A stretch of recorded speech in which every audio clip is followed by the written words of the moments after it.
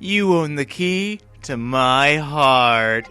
What's going on, everyone? It's the Niskel. Welcome back to Resident Evil 2. In the last episode, we blew up a wall because Claire just can't help but blow everything up. And in this episode, we got a few things to do. In fact, right across here, there is one puzzle that I have neglected to do, and that's because I saved it for later. That way we had something to do later on. That makes absolutely no sense, but essentially I was following a given path in Leon A. I was just going and doing whatever was in a room, and didn't even think that it would be boring just to go in a straight line, so I decided to mix it up a bit in Claire A. I'm a maverick, I am. But anyway, let's see how faulty these boards are. Awesome.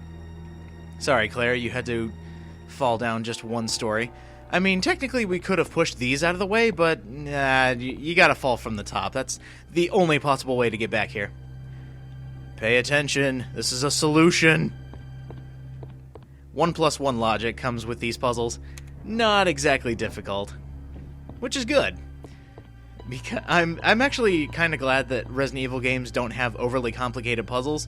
We'll leave those to games like Silent Hill, a series I actually haven't played, and a bunch of visual novels, like 999. God, those puzzles made me tear my hair out. But anyway, easy puzzle done. We now have another stone, the Serpent Stone. I actually haven't looked at these more in depth. Let's see what this one has to say. A 6-inch stone with a snake etched on the side. Well, that's informative. I thought we would have had to look closer to see what animal was on it, but no, it already knew the Serpent Stone. Saves us some time, I guess. Now, if I've planned my route out correctly, we should just be able to head back as we would normally and end up where we need to go to use the heart key. Because the heart key only has one door. And that is very helpful, especially in a place of this size, to only have one door to go through. I feel kind of stupid. I said I had a route planned, and it actually took longer on the route I was expecting. What I should have done is, after doing that puzzle in the library, I should have come back out, gone back to the first floor, and then come back here. You'd think I remember where all this stuff is, since I've already played through this game twice. And over here, let's go ahead and use the heart key. Now, something I haven't shown off, in this playthrough at least, is if you come through here, we could have come here at any point, and we actually unlock the other door on the opposite end of this. So just in case you need it, here are some more green herbs. And just in case you needed more of an incentive to come into this room, here's another one. So you can get a fully healing 3-herb green just from this outdoor area, and a shortcut to the second floor. So just in case you need it, it is there. See, the developers don't want you to die, they want you to suffer a little. That doesn't seem so bad. And thankfully the heart key's gone to free up some inventory space. There was one good thing to come out of my complete lack of direction, and that was I was able to drop off the Serpent Stone. I am actually really bad with directions in real life, too. Like, I can get lost going in a straight line. And here's another example of evening out the ammo situation. There's no longer handgun bullets back there. I should have expected more, but no. And right here, if you still have the cord, you can close these windows. This is an awful decision, because you will only be coming through here twice. There is no point to using the cord here. Now as we descend into the dark depths of the Raccoon Police Department, dogs.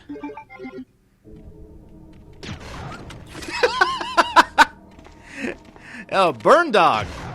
Down, boy. Oh, one more. Ah, I missed him. I'm going to have to kill him the old-fashioned way. I'm listening for it.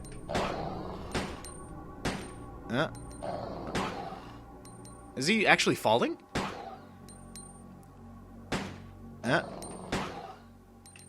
You know what? I'm just going to come see what I'm actually... Wow, he's far away. There we go. Wow, that took long enough. He was like all the way over here. I guess he was trying to, find an alternate route to get behind me, but GG, dog. You didn't do very well. Can't get through here because the power's off. Why is the power always off? It's like asking the simple question, why is the rum always gone? Why is the power always off in games like this?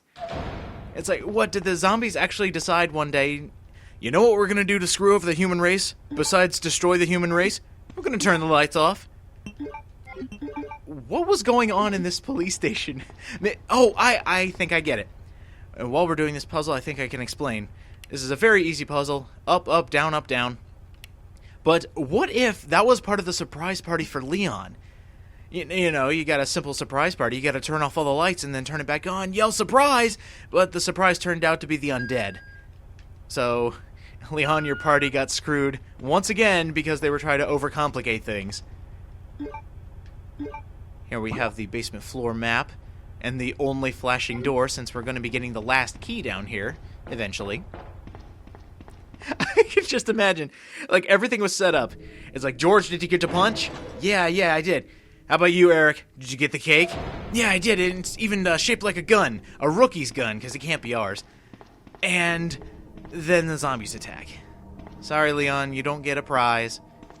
Let's see. Let's head through here. We don't want to go through the other door, because that's Leon's territory. I mean, we could go back there, but there's something blocking the way. Like a truck. Okay. Now, there's something here I want to try, and it doesn't involve this. It's actually something I've read, and I've never tried before. Around this point in the game, there is a way, using a specific gun, to shoot the screen. So, let's see. Do I have to be closer, maybe? No, dogs! Oh, this does not look good! Oh, jeez!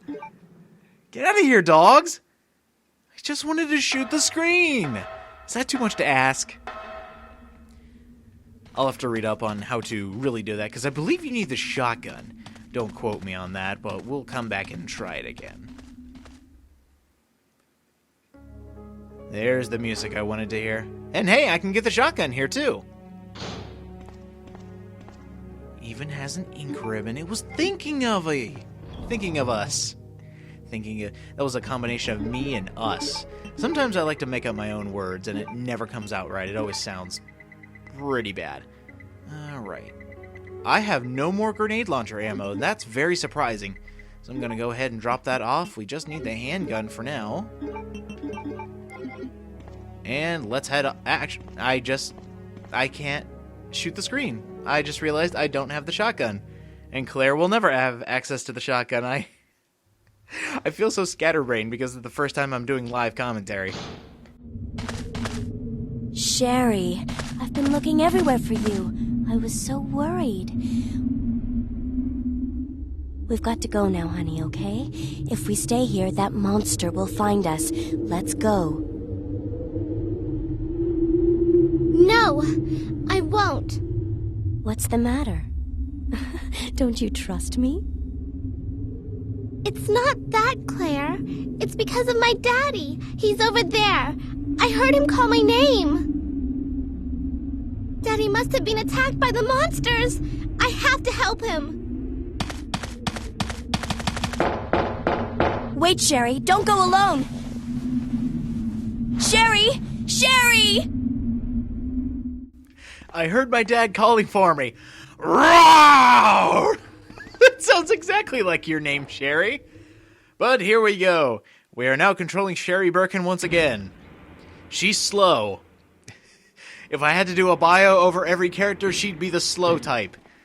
And the cool thing about this is, she has just a couple items to her name. I can't believe I got hit by that. All she has is a first aid spray and a family picture. The only reason they give you a first aid spray is because Sherry is so slow she can actually get killed by the dogs. In the B scenario, you only have to worry about zombies. But here, the dogs are so fast that you can actually get killed by them. And I am! This never happened in any other scenario. Sherry, what's wrong with you? Thankfully, Sherry can take like 1,000,000 hits before actually needing a healing item. So I guess it's good that they give you a first aid spray. And that brings up another interesting point. Sherry has twice as many hit points as any other character in the game, just so she doesn't die. in this segment. There's no such thing as a hard mode in Resident Evil 2, but they give her so many hit points because there's a possibility of her dying. Why not just change the enemies? I mean, you have plenty of enemies to deal with.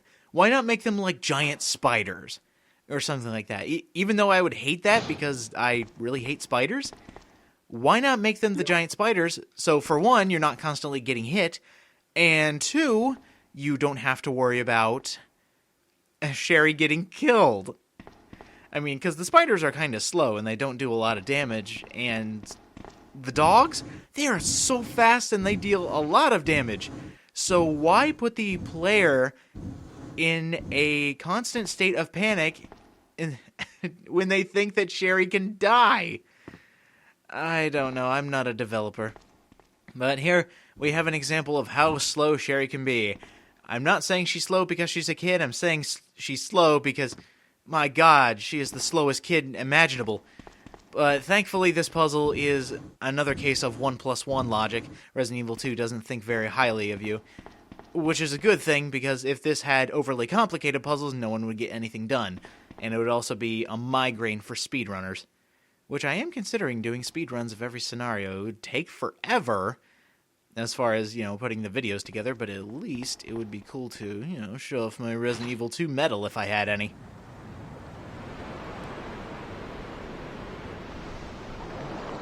Behold the concept of science that stumped me in Resident Evil 1. I had trouble believing that crates could float in water, especially if they were wooden crates. I can't believe I didn't put one and one together. And now we have the final key, the club key. Oh wait, better check it to make sure. Yep, it's in the shape of a club. Welcome to the key. Oh wow. That would actually be kind of a good idea. Just a giant nightclub in the shape of a club. No one would understand the humor behind it, but at least it'd be funny to me. And that's all that matters. Because my mommy says I'm special. Ah! The dog's gonna join me! Hey Claire, I brought a pet!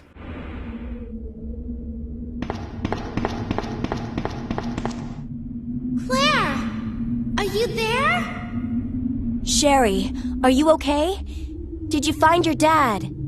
Yes, I'm okay. But I couldn't find him. But I did find something else for you. Here! Here's another. Thanks, sweetie. Now, why don't you come over here? I want you to stay with me. Claire! I can't reach the ventilation hole anymore. But don't worry, I'll find another way. I can take care of myself. Wait, Sherry, come back! Sherry! Sherry! Sherry, you brat, why can't you jump? Oh well. I do adore the attention to detail and the fact that Sherry is too short to get over the wall again. Which she shouldn't have jumped over there in the first place. Maybe, I'm just thinking out loud here, what if the Birkin monster has the ability to change his voice and make it so that maybe he did call for his daughter? What if a giant monster can love? That makes no sense. But anyway, we have lost Sherry again. I had to piece that thought together before I actually said it, because, yeah, we did lose Sherry again. And we have made it down to the dark depths of the Raccoon Police Department. So I'm thinking next time on Resident Evil 2, we are going to use this new club key and find out what the other rooms hold for us, because there are tons of items down here, and I can't wait to take advantage of them. So, I will see you guys next time. Oh my God, lickers! Ah! My worst enemy!